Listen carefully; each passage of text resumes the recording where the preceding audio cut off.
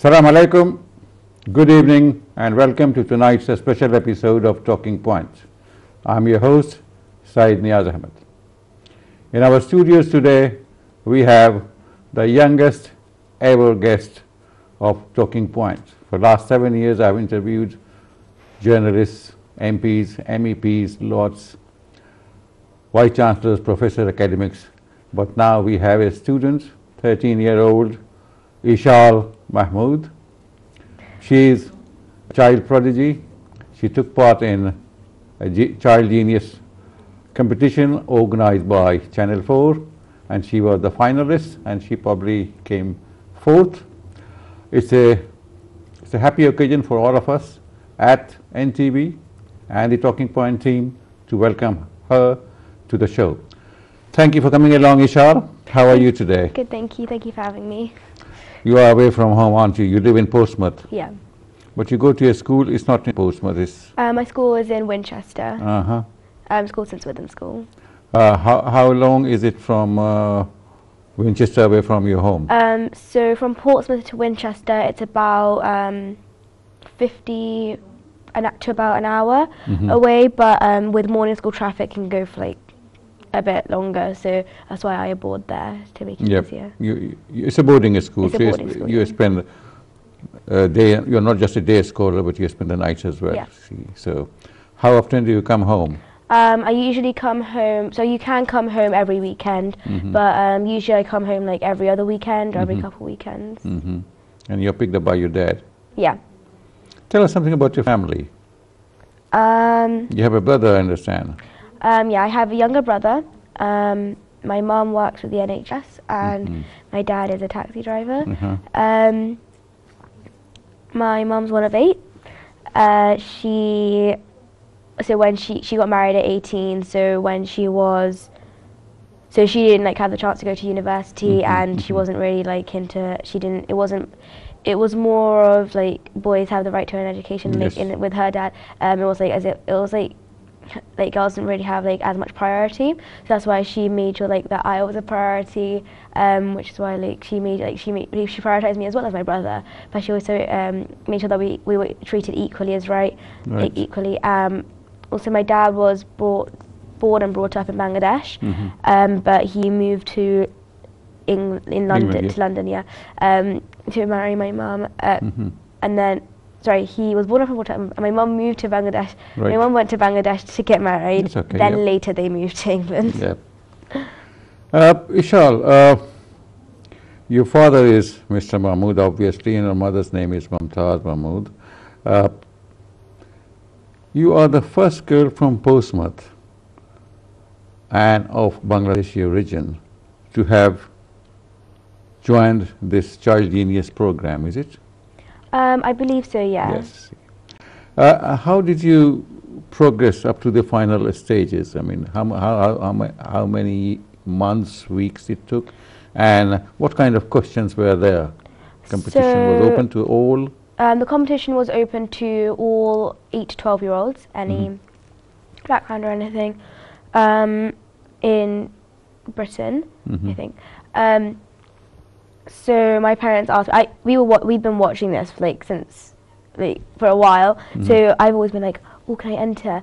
And my parents asked me, "So do you want to enter?"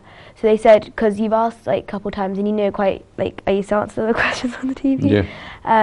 So then I would be like, "Yeah, let's have a go. Let's try and see." So like thousands of children apply for it, and you all have to take this test. Which determines your raw ability to see who makes it onto the actual program, because obviously there are 20 initially on the program. So you will take the test, and the top 20 from that test get selected to be on the program. And if you're on the program, then you start with spelling. In the first round it's spelling, so they ask you words that most adults haven't heard of. And then you have memory rounds, which are like, they give you about like, an hour to revise like lots of stuff. Like for example, in the first round we had Old English. We had to learn loads of vocabulary, learn how to spell them, use them in the right context. So but everything that a 12-year-old is expected to understand and know, isn't it? no, so you would think that it's like beyond what most people learn. Also, it's like people like children who are 8 as well in the program. So like very exceptional children who are just doing not just beyond their age group, but like beyond the beyond. That's good. And how did you find these the different stages of the competition? Tough or It was demanding, challenging? it was definitely tough and challenging, but that was one of the reasons why I entered the competition. I entered the competition because I really wanted it. I wanted to do something challenging, but also to make new friends and people who like thought on the same level. If that makes sense. So throughout the competition, although it was like challenging and tough, all the other contestants were also finding it challenging and tough, so we could all relate to each other on like on how we were preparing and giving each other tips and stuff.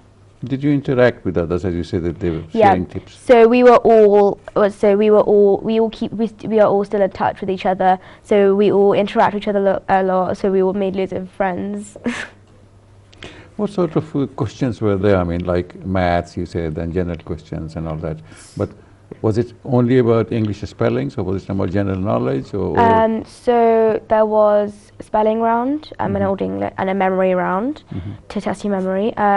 Second day there was maths, so they asked you difficult mental maths questions, and then they did another memory round. They did a geography round where it was like GCSE questions that for geography. So although like some people might be able to answer well, they're on TV, they're not 12 or 8 or anything in between. So yeah, and then they did a science round. So again, it was like GCSE. It could go up to like A-level questions that they would be asking you, and it's not just like, it's not something you'd be expected to learn like at your age. It'll be something like, then they would do another, it'll be like anagrams and definitions, another spelling round. So how many children joined initially for the competition year? I think it was about, I'm not sure, I think it was like 1,000 or something, something around that number. And good number of them, they dropped off because they couldn't be up to that particular standard. Yeah. I mean, not because of that. A lot of them were probably up to a very high standard. It's just they were probably very close to getting to the top 20. It's just the top 20 did made it. So some of them could have done very well, but you can enter again if you didn't get into the top 20. So the top 20 were the finalists? No, the top 20 got into the program. Right. The top 5 were the finalists. So the top 20 had to go through 6 days of competition, and then on the 6th day it was the final, where you were asked about a special subject that you chose, which would ask you up to like degree level questions about, and then after the first round of the final, 3 people, the top 2 from the first round went to this buzzer round, the first 10 won. Tell us some of the questions of the finals. So they would ask you questions. So for example, I chose special area. My specialist area, it was the plague. Just to put it simple and briefly. But it was not my area wasn't just. My area was science aspects, but also history aspects of it. So I had to learn about like from BC to now. But I also had to learn about all the science aspects of it, like the insect that's evolved in it, the major plagues. So they ask you questions like in 1970s. This wasn't one of the questions, but for example, during the time of the Black Death in India, how many riots were there? Or there were this many riots in this country in this year. Which country was that? So you would have to be like, you have to try to scratch your head and find the right answers. Right, if you've got the answers, please send it to us on an electronic postcard, and we will decide who wins the championship. But right now we have a champion amidst ourselves and in our studios. You're a member of Mensa, and that is the top 1% of the population of those who dare to take that test, you see. So, What involves taking Mensa so a test? Mensa test is just a test to see your IQ. Yep. So it's not, so you could have a really high IQ but not have much common intelligence. But an IQ is your raw intelligence and your like potential. Yep. So the average mark is around 100. If the top Mensa is for the top 2% of the population, so if you have an IQ of 130 or above, you're considered like potentially or intellectually smart. So you could say to people, I'm part of Mensa.